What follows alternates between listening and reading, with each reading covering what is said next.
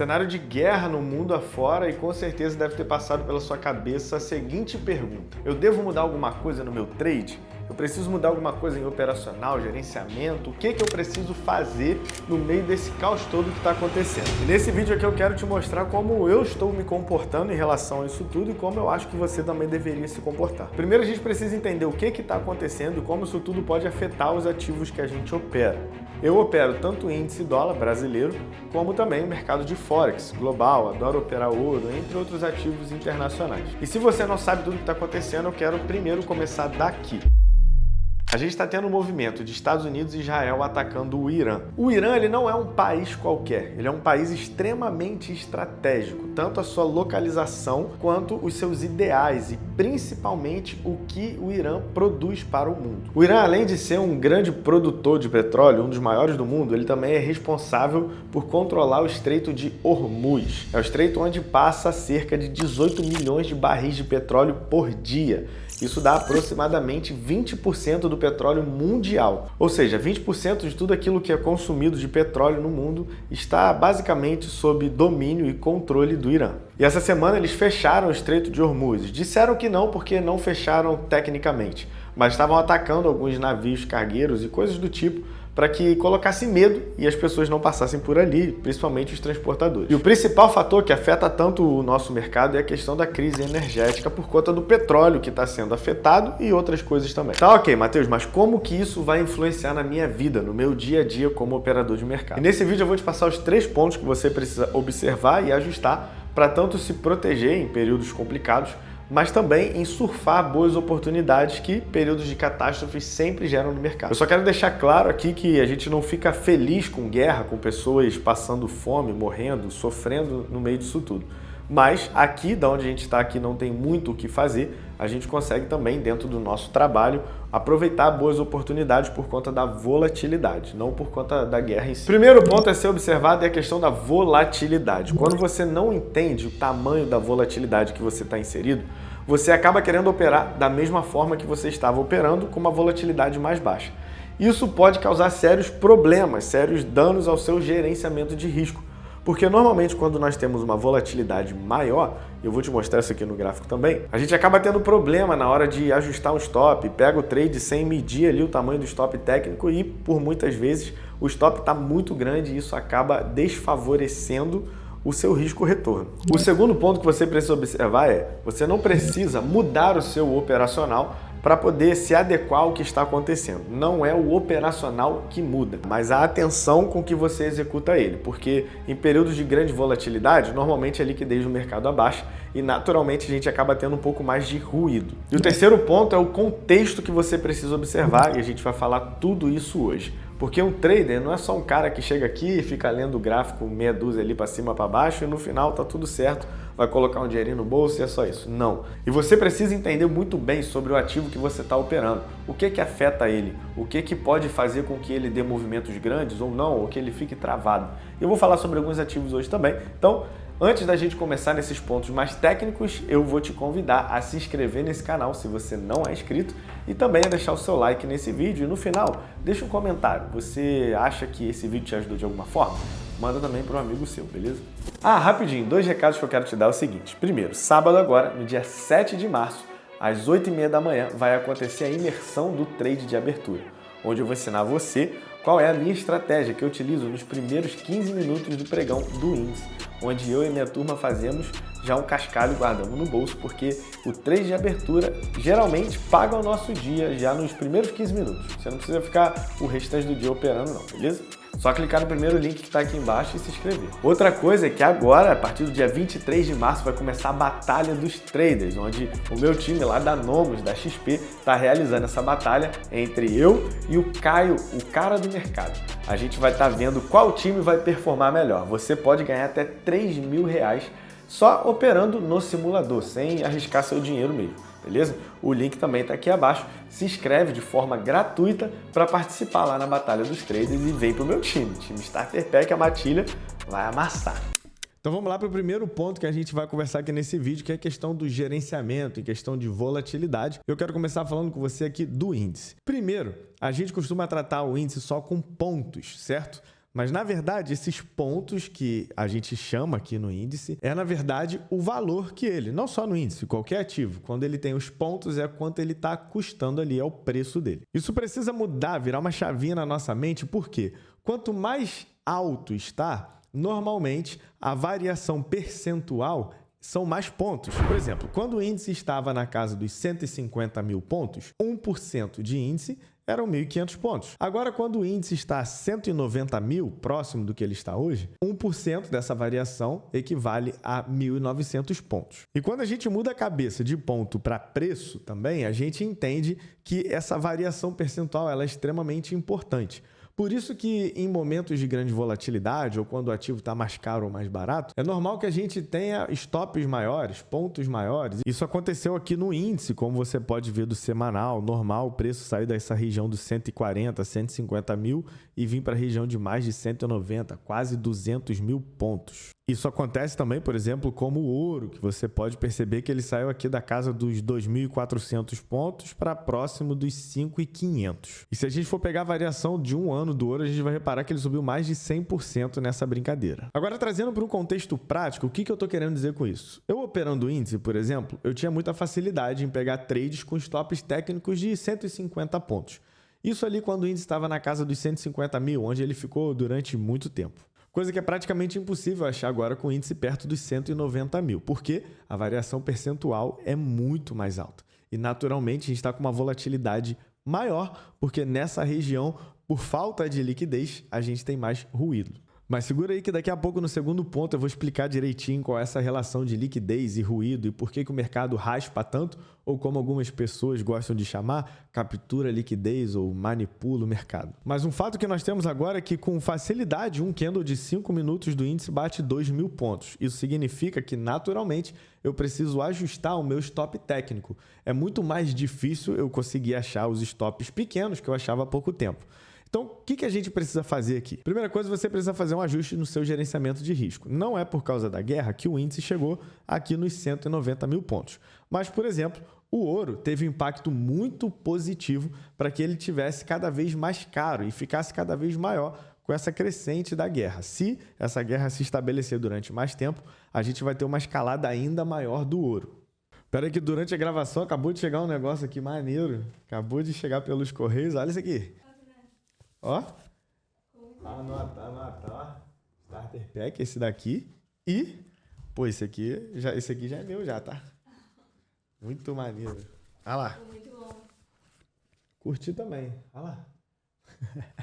Calma que depois eu vou disponibilizar para vocês também. Fica esperto aí que só essa pausa aqui, pô, valeu. Obrigado, hein? Rapaz, até esqueci o que eu tava falando aqui agora, fiquei emocionado. Ah, tá, falando da escalada do ouro. O que acontece? Há pouco tempo, o ativo de proteção que todo mundo usava era o dólar. Então, em períodos de guerra ou em catástrofes naturais, pandemia, o dólar costumava subir muito porque todo mundo começava a vender os outros ativos e ia só pro dólar. Agora, a gente percebeu que o dólar perdeu essa força. O ativo que tá todo mundo usando mais para se proteger é o ouro. Então, eles estão saindo, inclusive do dólar, indo mais para o ouro. Se essa guerra começar a escalar, a gente vai ter um ouro subindo e subindo forte. E você que, assim como eu, gosta de operar ouro também, vai ter que ficar ligado, porque o ouro vai ficar cada vez mais caro, então os stops vão ficar cada vez maiores. E aí eu quero te falar agora quais são as possibilidades que você vai ter para poder se reajustar no meio dessa confusão toda. Quando nós temos stops mais caros, a gente tem algumas alternativas. A primeira delas é diminuir a mão e manter um stop técnico. Naturalmente, você vai estar mantendo o seu risco, porque você diminuiu a mão, então você não está arriscando mais dinheiro, valor financeiro. Uma outra possibilidade que você tem, para principalmente aqueles que talvez já operem com a mão mínima no mercado, você vai ter que manter a sua mão, mas vai ter que aumentar o seu risco financeiro.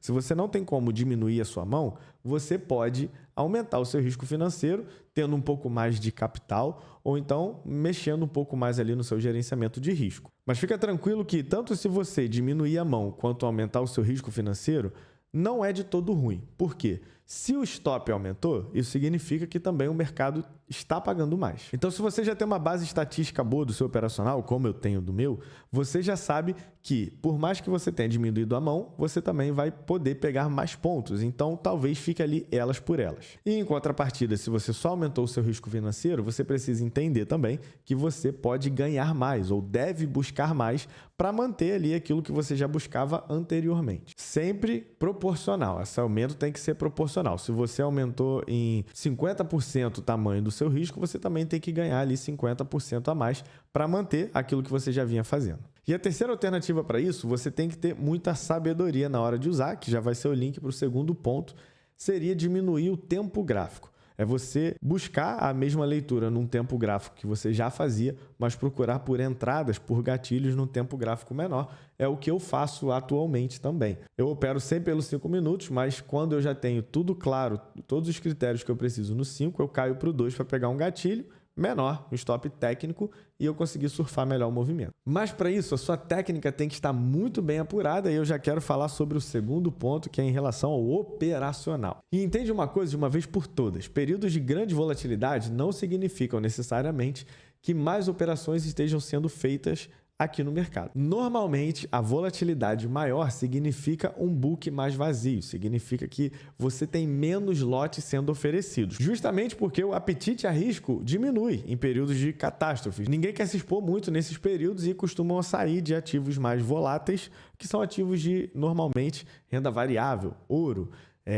índice, dólar, ações, seja lá o que for. Isso daqui é o book de oferta que a gente tem no mercado. E a gente tem, de um lado, a ponta compradora e do outro lado a gente tem a ponta vendedora. E aqui a gente tem as faixas de preço. Presta atenção, vamos supor que a gente está no preço 5. Vai ser 5 tanto na ponta compradora quanto na ponta vendedora. Aqui embaixo a gente vai ter o preço 4, aqui o 3, 2 e 1. Já aqui do outro lado a gente vai ter o preço 6, 7, 8 e 9. Agora se liga como é que funciona a liquidez. Cada faixa de preço tem uma quantidade de lote que está ali inserido. E aqui dentro a quantidade de lote que tem em cada faixa de preço dessa. E agora é o seguinte, vamos supor que eu tenho um banco. Vamos botar aqui, ó, Starter Bank. Bonito, né? Vamos botar que o meu preço médio é 5, exatamente onde está o preço agora. E o Starter Bank está com 1.000 lotes nesse preço. Mas eu tenho um alvo para ficar com 1.700 lotes. Mas o Starter Bank precisa ficar com 1.500 lotes desse ativo aqui. Aí você pensa comigo, se eu tenho 1.000 e preciso chegar em 1.500, eu preciso comprar mais 500 lotes, não é verdade? Só que eu quero fazer isso sem mudar muito o meu preço médio, eu quero que ele fique aqui. Se eu sair comprando aqui para cima todos os lotes que estão na venda,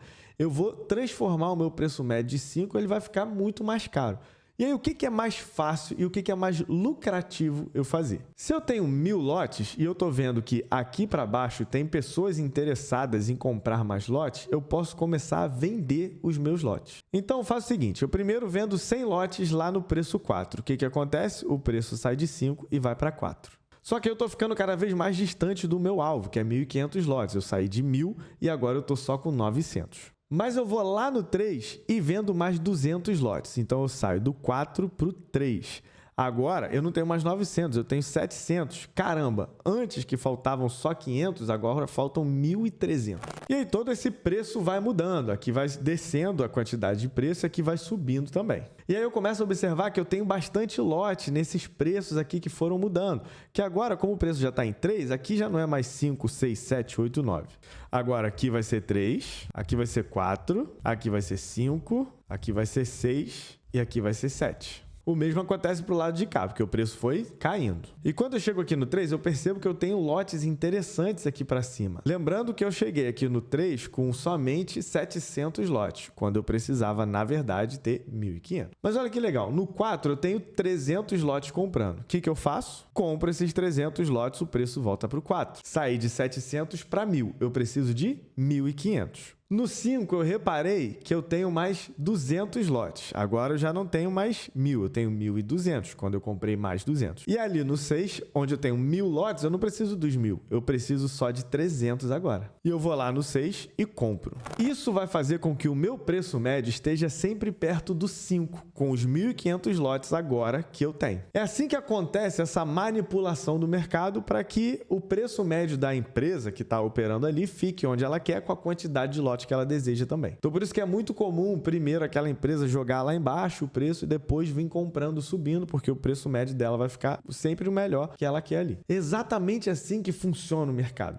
Só que presta atenção no seguinte, quando o mercado tem menos liquidez por conta da guerra, que geralmente vai fazer essa quantidade de lotes ser muito mais reduzido, a gente vai ter mais ruído, a gente vai ter a movimentação maior. Se ao invés de 100, 200, 300 e 1000 eu tivesse só 10, 20, 30, 40, o Starter Bake teria que jogar o preço muito lá para baixo para então poder sair comprando aquilo tudo e jogar o preço médio onde ele queria. Isso acontece demais em períodos de guerra, em períodos que nós temos menos lotes sendo negociados, porque o pessoal está com menos apetite a risco e não está se expondo muito ao mercado. Beleza, Matheus, mas como que isso vai implicar no meu operacional? Você precisa ficar atento nessas regiões de liquidez. Você não precisa saber SMC, eu não opero SMC, mas você tem que entender como funcionam essas regiões de liquidez no mercado. E essas regiões, elas ficam muito mais claras em topos e fundos. Topos e fundos, ou suportes e resistências, são regiões que naturalmente têm mais lotes sendo oferecidos e negociados ali. Então, o que antes era muito comum, como por exemplo, você já está vendo aqui, ó, fundo suporte, e você comprava por ali logo assim que chegava no suporte e conduzia o trade, era muito feliz. Acontecia que quando chega nesse fundo, o mercado vai lá, raspa o fundo, né? Ele pega aquela liquidez todinha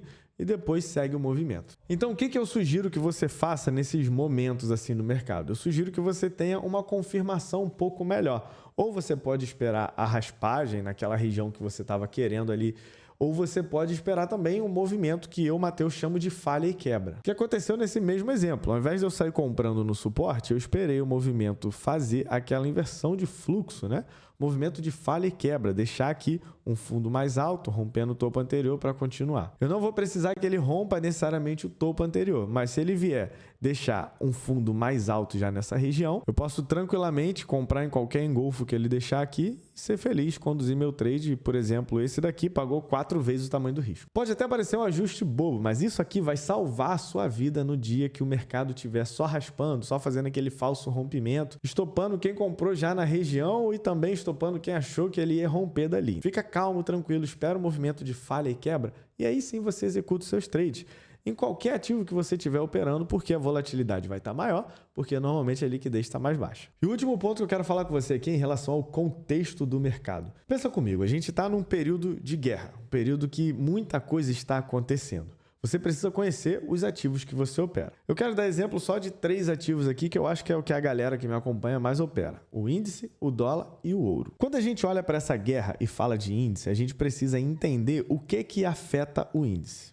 Em momentos de guerra, a gente tem o VIX subindo muito. O VIX é o ativo que a gente chama de índice do medo. Quanto maior é o medo que as pessoas têm, maior é a volatilidade e mais o VIX sobe. Normalmente, quando o VIX sobe muito, a gente tem bolsas caindo. Então, quando o VIX está desabando, a gente tem mais apetite a risco e, naturalmente, as bolsas sobem. Porque as pessoas estão com apetite maior a tomar risco, a comprar bolsa, a comprar ativos, ações, seja lá o que for. O outro ativo que tem que ficar de olho enquanto você opera índice é o petróleo Brent, que está sendo muito afetado e está explodindo aí fora. Como você já aprendeu aqui no começo do vídeo, o petróleo está sofrendo um impacto muito grande na sua produção. Então, quanto menor é a produção, mais caro ele fica, o que está estourando o petróleo. Isso é importante no índice porque o setor de energia soma mais de 20% aqui dentro da bolsa. E se a energia está subindo, pode puxar o índice para cima. O terceiro fator extremamente importante, eu vou ensinar você a analisar isso todos os dias antes do mercado abrir lá na Imersão no Trade de Abertura. Se você não se inscreveu, se inscreve agora. É o minério de ferro. O minério de ferro tem uma grande influência na Vale. A Vale sozinha soma mais de 5% na bolsa brasileira. E o que o minério de ferro tem a ver com isso tudo? Bom, a China, que é a maior consumidora do minério de ferro, está envolvida no meio disso tudo. Porque a China é a maior importadora de petróleo do Irã. Ela importa petróleo mais barato, porque eles são parceiros. E se o Irã não está produzindo petróleo, naturalmente a China estará gastando mais dinheiro, que vai causar um impacto direto no consumo do minério de ferro. Então, quando você observa esses ativos, você sabe como eles podem causar um impacto positivo ou negativo lá no índice. O dólar brasileiro tem sido impactado também porque o dólar está sofrendo um impacto grande no mundo inteiro. Normalmente, o dólar tem caído nesses períodos de catástrofe. Mas aqui a gente pode ter um movimento inverso. Por quê? O Brasil é um país emergente. E grandes países que investem uma grande quantidade de capital em países emergentes, como o Brasil, começam a retirar o seu dinheiro desses países, porque a gente tem uma estabilidade política muito maior, a chance de crise que é muito maior, a chance de colapso também é maior. E quando esses países investem no Brasil, eles investem em dólar. E quanto mais a gente tem dólar entrando, mais ele cai, porque mais quantidade de dólar a gente tem, ele se torna um ativo menos escasso, naturalmente mais barato. Agora, quando esse movimento é o contrário, esse pessoal está vendendo o real, o que vai encarecer cada vez mais o dólar. Então a gente pode ter o dólar tendo uma escalada boa aí também, se a guerra escalar. Agora, falando do ouro, lembra que eu falei que a China está envolvida nisso tudo? Pois é, a China é o que tem o maior reservatório, vamos botar assim, de ouro do mundo. A China vendeu o dólar que ela tinha e correu para o ouro, por isso que o ouro deu essa esticada que a gente viu. E vários outros países acompanharam, e por isso que a gente tem uma possível escalada, ver o ouro em preços que a gente nunca imaginou ver na vida. Essas 3 situações você precisa observar todos os dias enquanto você estiver operando. Não dá mole de jeito nenhum, cara, porque você pode ser pego de surpresa e, além de perder um dinheiro porque não ficou de olho nisso tudo, você vai perder excelentes oportunidades de surfar movimentos gigantescos e botar um dinheirinho no bolso. Eu espero que esse vídeo tenha te ajudado também a tomar suas decisões no dia a dia. Que Deus abençoe as pessoas que estão envolvidas nessa guerra, as famílias, guarde os corações dos enlutados também. Não esquece de deixar o seu like, deixa um comentário aqui também e vamos para cima. Bora que bora.